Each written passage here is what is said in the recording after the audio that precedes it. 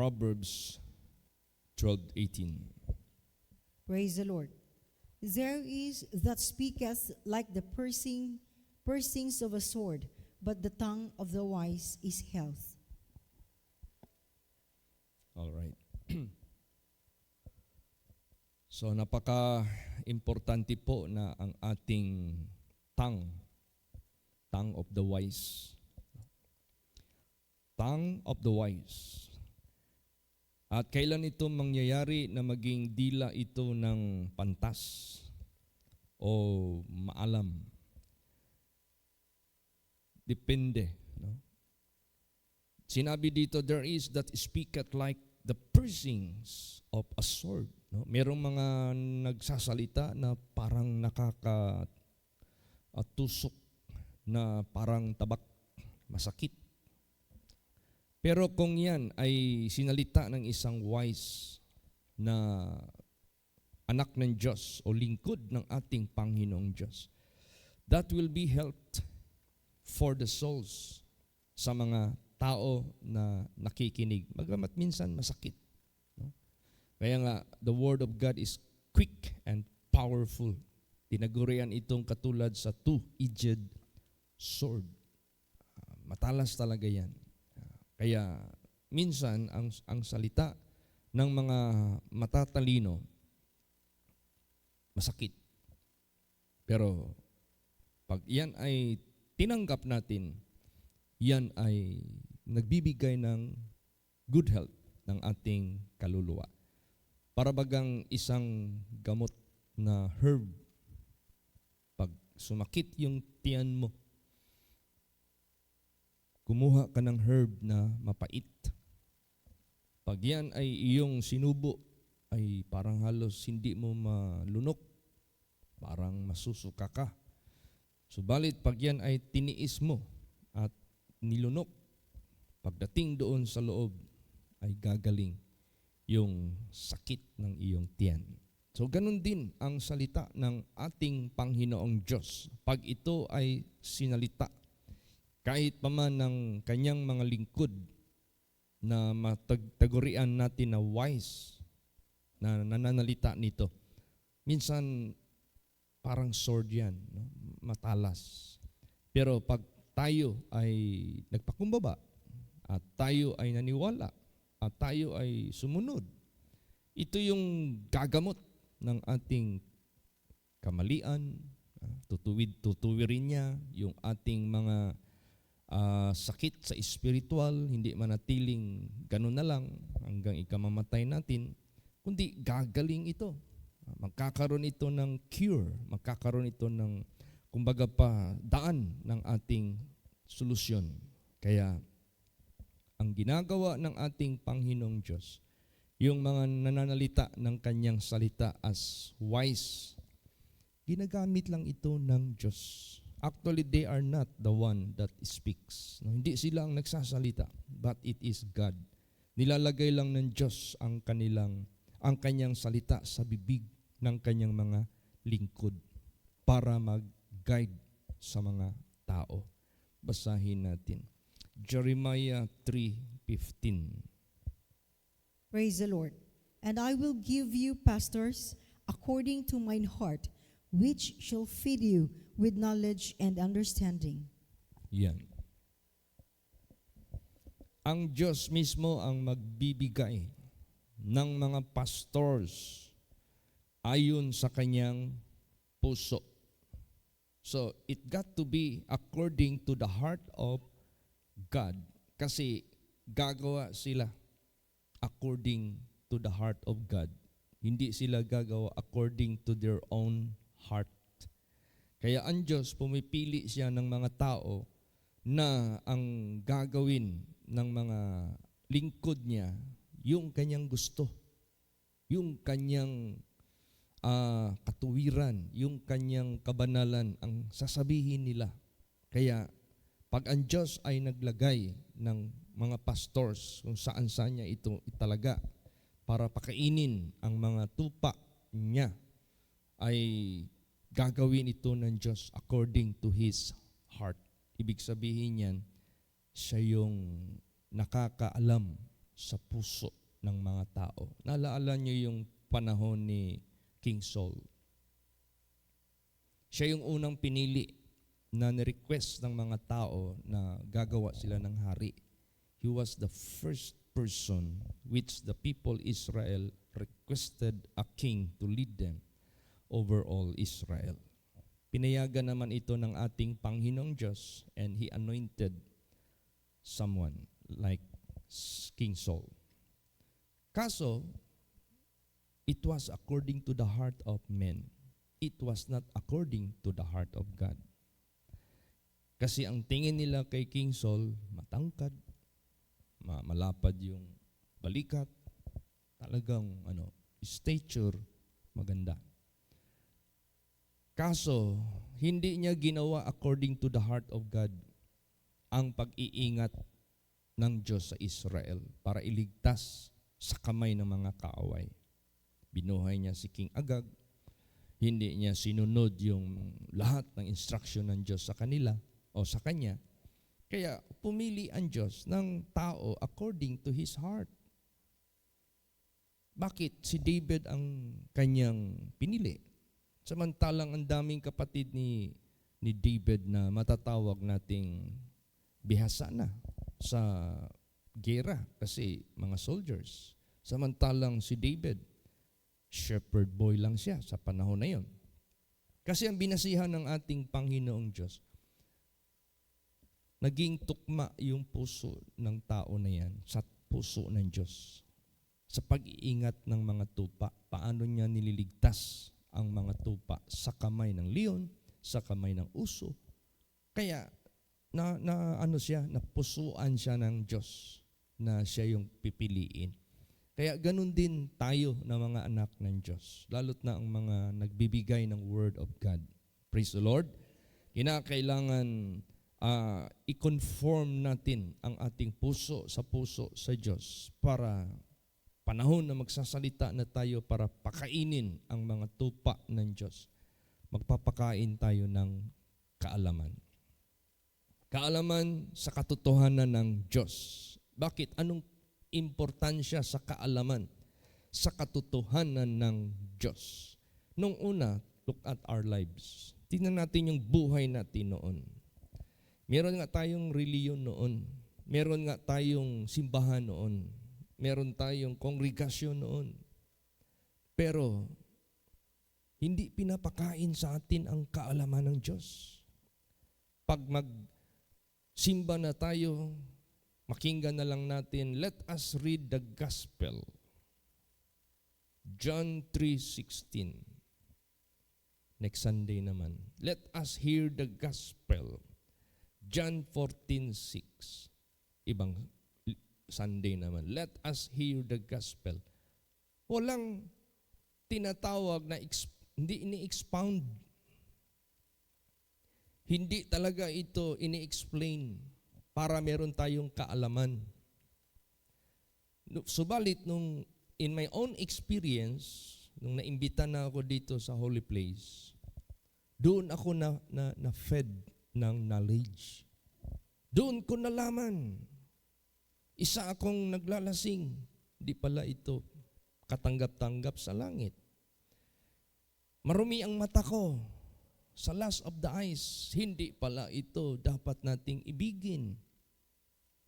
Magarbo ako nung unang panahon. Mayabang. Ito pala ay direksyon ng ikakapahamak ng ating kaluluwa. So by that knowledge, being informed, dahil na-feed tayo ng knowledge by the servant of God, chosen by God. No, si Pastor Samuel Gabri, he was not putting his own self to be the servant of God, feeding the flock with the knowledge and understanding. Hindi siya nagpili sa sarili niya. When in fact, he refused many times. Pero nung talagang hindi na siya maka-escape, kung hindi siya mag-yes, patay talaga siya. So it is between life and death. Kung gusto niyang mabuhay, he must answer the call of God. Gusto niyang mamatay, refuse. Ay, siyempre, sino mang gustong mamatay? When he answered the call of God, yun na, ginamit yung bibig niya to feed the flock with knowledge and understanding.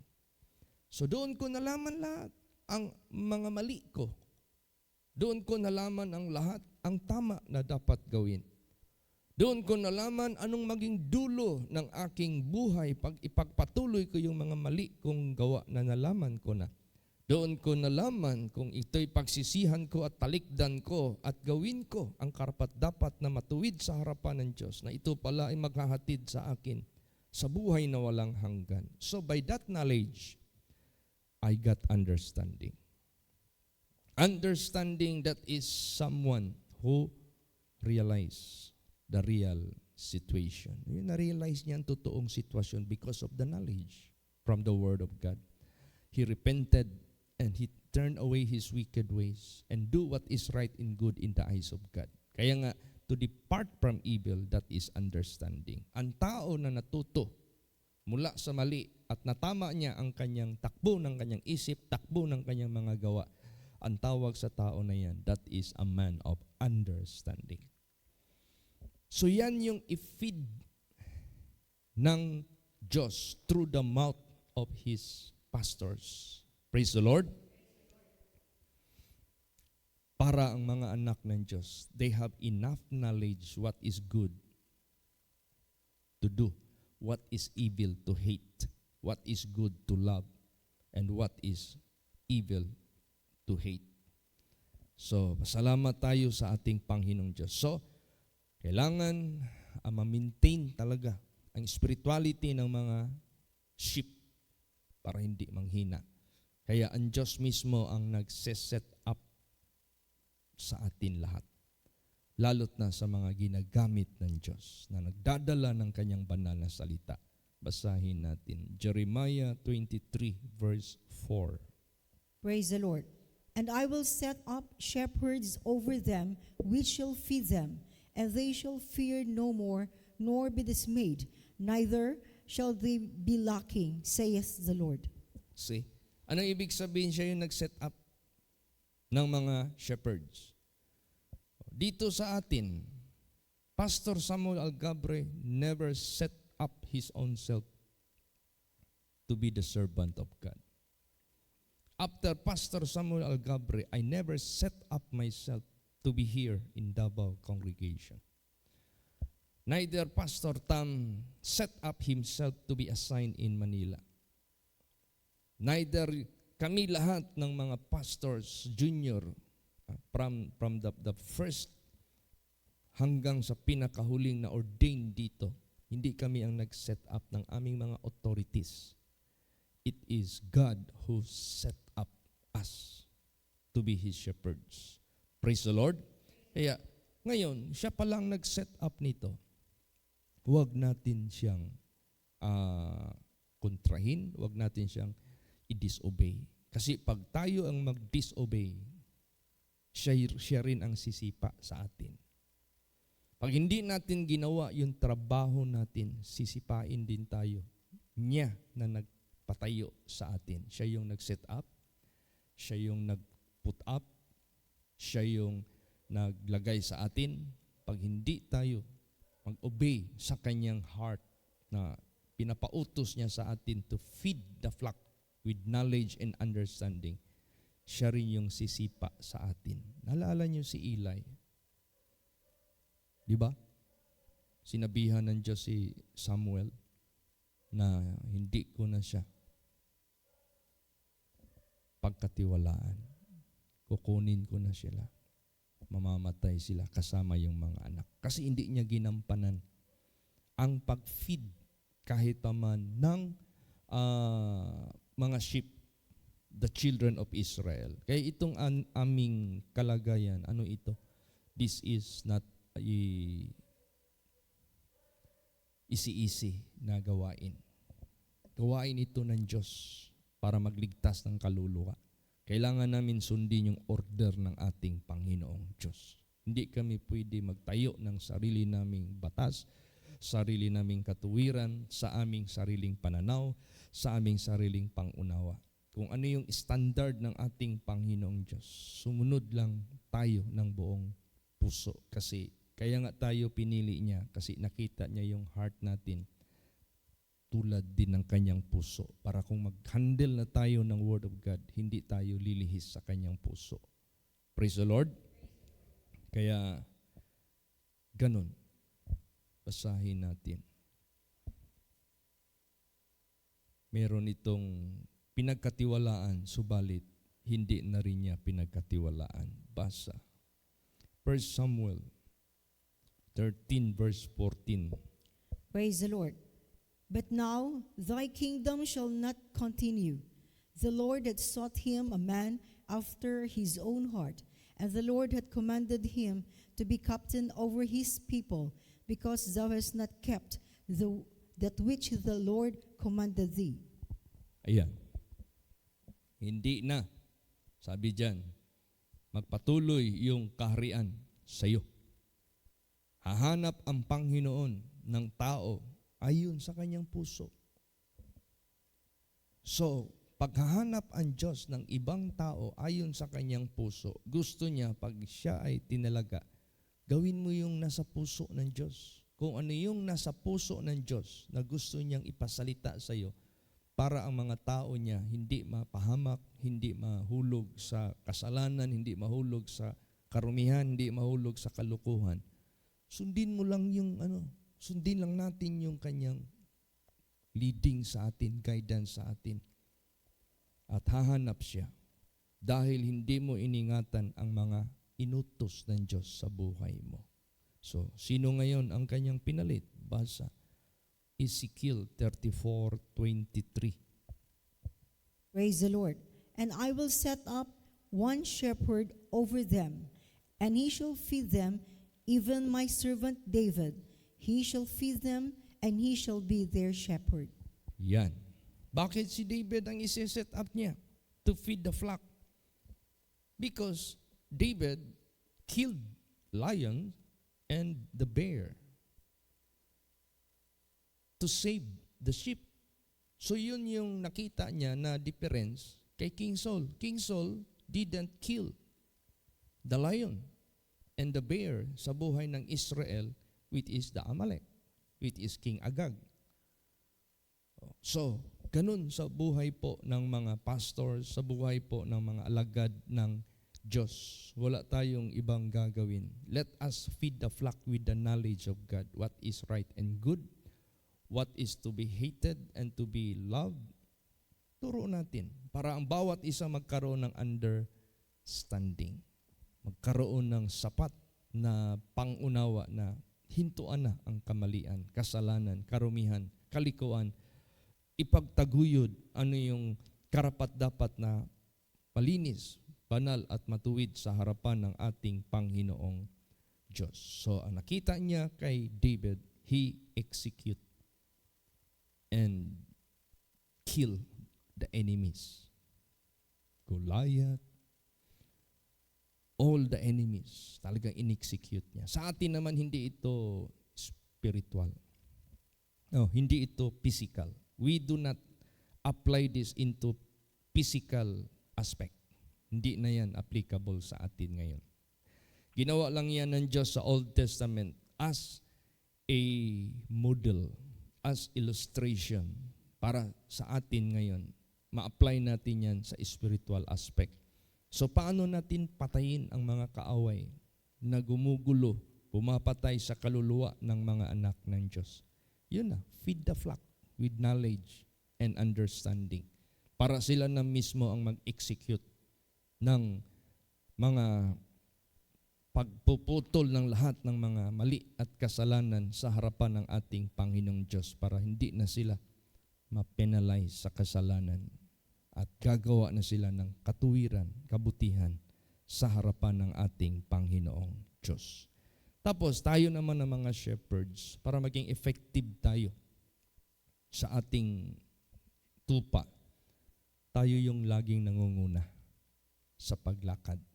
Tayo lagi yung nangunguna sa mga mabuting ihimplo. At gagawin natin ang paraan ng Diyos, hindi ang ating sariling paraan. Praise the Lord. Basahin natin John 10:1 hanggang 5. Praise the Lord.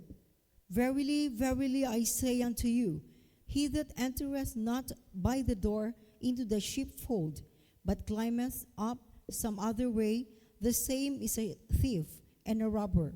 But he that entereth in by the door is the shepherd of the sheep. To him the porter openeth, and the sheep hear his voice, and he calleth his own sheep by name, and leadeth them out. And when he putteth forth his own sheep, he goeth before them, and the sheep follow him, for they know his voice. And a stranger will not they not follow, but will flee from him, for they know not the voice of strangers. Yan. So ibig sabihin yan, pag ang mga pastors or shepherds magdala ng tupa, huwag kang dumaan sa bintana pag papasok ka dyan sa turil na yan. Pag pumasok ka sa bintana at hindi sa pintuan, ibig sabihin yan, that is an act of robbery. That is act of trespassing. Bakit hindi ka dumaan sa pintuan? Kaya nga may sinabi doon, pag ang shepherd dumaan sa pintuan at yung porter magbukas ng pintuan, ibig sabihin yan, dumaan ka sa isaktong proseso. Dumaan ka sa standard na proseso bilang shepherd ng mga tupa na yan. So, sino yung door? Si Jesus. Yung way ni Jesus ang ating daanan. Ano yung bintana? That is the bintana that is for viewing. That is not where to pass. Hindi yan ang diyang kadadaan. Ang dumadaan lang dyan yung magnanakaw. Kaya yung nawalan kami ng cellphone. Saan dinaan ng magnanakaw ang kanyang kamay? Doon sa bintana. Robbery yun. Kaya sa buhay natin, never tayong magdaan sa ating own na daanan na hindi tayo dadaan sa pintuan. Dumaan tayo sa pintuan. Jesus is the door. Siya yung ating sundin. At lagi ikang nangunguna. Pag pinalabas mo na yung mga tupa, ikaw yung nangunguna para i-lead sila. Pag uwi ka na naman doon sa turil o doon sa pinaka-quarter, una ka rin, i-lead mo naman sila papasok. Kaya itong kongregasyon natin, hindi ito mga walang kaalam-alam. Marami na silang nalaman. Yung mga tao na nakabasa ng Bible, nakarinig na ng wisdom, knowledge, understanding sa mga past, sa mga previous, hindi mo sila maluko. Pag ikaw nag-preach, tapos para bagang niluloko mo lang sila. Ang sinabi dito, hindi yan sila makinig sa'yo. Pag stranger ang dating mo sa kanila, ay hindi sila makinig. Pero kung gagawin mo yung talagang according to the heart of God, maramdaman ng mga sheep na tama ito. Sundin natin ito. Makinig yan sila. Kaya nga, my sheep hear my voice, Jesus said. Praise the Lord. Kaya huwag tayong mag-preach ng ano pa mang turo na strange. Yung bang taliwas. Ngayon, kung tayo naman ay nag-decide na mag-serve sa ating Panginoong Diyos, hindi na tayo pwedeng malambot yung ating liig. Anong malambot? Yung madali tayong lumilingon ba sa material. Simintuhin na natin yung liig natin. Wala ng lingunan. Pag nag-decide ka, mag-full-time ka to be the servant of God, to be a shepherd of God, simintuhin na natin yung liig natin. No turning back. Wala ng lingunan. Kasi dito sa Bible, si Peter and the disciples, tinawag ni Kristo, "Come and I will make you fishers of men." Then, they forsook the net and everything. Nung namatay na si Lord Jesus Christ, akala nila tapos na ang term. Sabi ni Peter, I go back to fish or fishing. Tingnan mo, wala silang kuha. hanggang dinala sila ni Jesus. Si Jesus na mismo naghanda ng pagkain nila. Doon na one-on-one na ni Jesus si Peter. Basahin natin. John 21:15 hanggang 17. Praise the Lord. So when they had dined, Jesus saith to Simon Peter, Simon, son of Jonas, lovest thou me more than this? He saith unto him, Yea, Lord, thou knowest that I love thee. He saith unto him, Feed my lambs. He saith to him again the second time, Simon, son of Jonas, lovest thou me? He saith unto him, Yea, Lord, thou knowest that I love thee. He saith unto him, Feed my sheep. He saith unto him the third time, Simon, son of Jonas, lovest thou me? Peter was grieved, because he said unto him the third time, Lovest thou me? And he said unto him, Lord, thou knowest all these things. Thou knowest that I love thee. Jesus saith unto him, Feed my sheep. Ayan. Praise the Lord. Hindi nakatakas si Peter. 3 times talaga siyang kinonvict ni Lord Jesus. And feed my sheep, sabi naman ni Lord Jesus ko. Inibig mo talaga ako. Pakain mo ang mga tupa. Feed them with knowledge and understanding. For them to be saved. O, ito na. Ang buhay natin. Wala na tayong lingunan. Wala nang lingunan. Anyway, God will provide everything. Hindi tayo pabayaan ng Diyos. Gawin lang natin yung trabaho natin. Trabahuin lang natin yung pinapatrabaho ng Diyos sa atin. Alam na ng Diyos paano niya tayo pakainin, paano niya tayo damtan, paano tayo bigyan ng magandang kinabukasan. Siya na ang bahala. Siya na ang ating kinabukasan. Huwag na tayong hihirit pa sa sarili nating paraan. Praise the Lord. Oh. Ganun po ang gusto ng ating Panginoong Diyos. So, pagtapos ng Pentecost, sino ang tumayo? Si Peter. Ginampanan niya ang kanyang pangako sa Diyos. Hindi na siya tumalikod magpakailan paman. At sa ating paglilingkod sa Diyos, hindi lang pastor ang naglilingkod sa Diyos. Tapos yung mga membro, hindi kayo matawag ng naglilingkod. Hindi. Tingnan mo yung yung 4 na grupo na sinegregate panahon ng aming pastor's camp. Compassion, love, humility, and forgiveness. Anong na-realize namin mga leaders? May mga talent sila na wala sa amin. Naging successful yung aming grupo. Hindi lang nanggaling lahat sa amin. But, ginampanan ito ng mga membro. So, ibig sabihin yan, sa katawan ni Kristo, hindi lang isang tao lang ang gagamitin ng Diyos para siya lang yung tagurian na naglilingkod, ang iba hindi na naglilingkod. So, hindi. This composed of team. Praise the Lord. Kung ating alalahanin, apostles, prophets, teachers, helps, governments, diversities of tongues. These are the team of the body of Christ para maging successful. Mawala ang isa dyan, pilay. Mawala ang 2 dyan, lalo na. Mawala ang 3, lalo na. So tayo na mga pastors, pangalagaan natin lahat yan. Hindi natin pwede na self-centered ka lang. Ikaw lang ang bida. Ikaw lang ang magaling. Hindi. Tapos hindi ka na marunong makinig. Pag mag-suggest yung government, hindi mo na sila pakinggan. No. God put up government for you to have assistance. God put up a prophets for you to inform by that prophets kung ano yung message niya ibigay na special instructions. Aside sa Word of God, merong mga special instructions na dapat nating marinig sa Diyos. There must someone to handle teaching Sunday school, teaching music. Kung wala yan, wala. Pangit yung ministry natin. na yung music ministry natin walang magtuturo. Ay nako. Pero pag may nagtuturo, teamwork natin sila.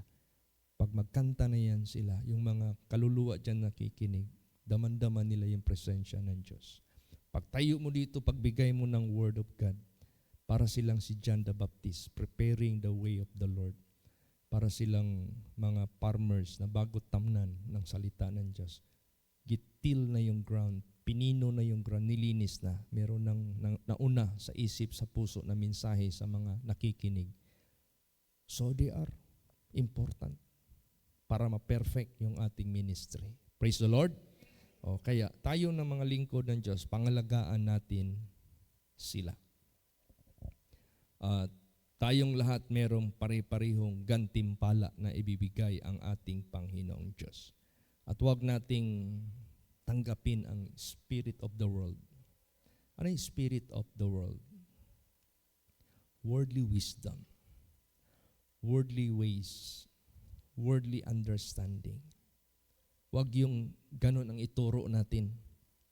Kung ano yung narinig natin sa mga karamihan dyan na mga worldly, huwag tayong mag-ano dyan. Humingi tayo sa langit. Maglinis tayo.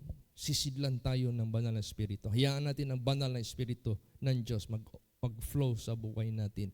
Hayaan natin magsalita tayo sa leading ng ating Panginoong Diyos para ang mga kaluluwa guided sila ng Diyos sa langit.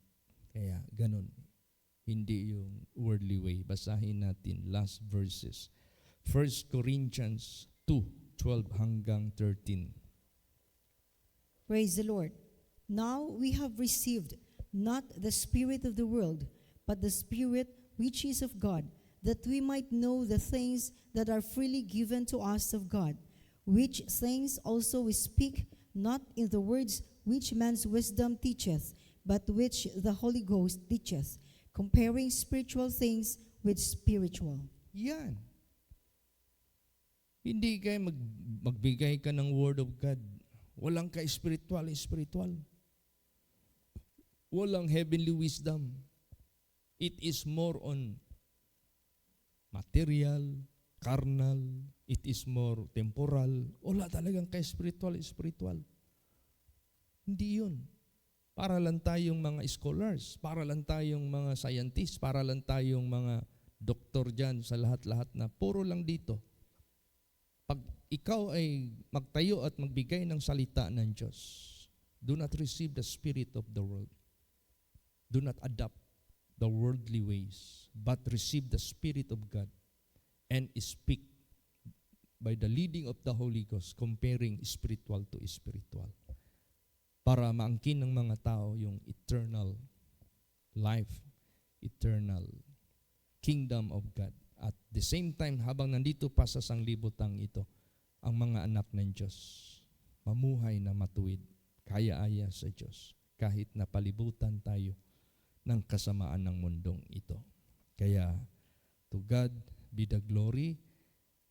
There is that speaketh like a piercings of a sword, but the tongue of the wise is health. Kaya napaka-importante na itong mga nagsasalita, bagamat minsan matatalas, masasakit, but if it is done by a wise man, dahil galing ang leading sa Diyos, health yan. Tanggapin mo yan. That is for your own good. That is for your own profit. Hindi ka mapapahamak niyan. Praise the Lord. Magsitayo po ang lahat.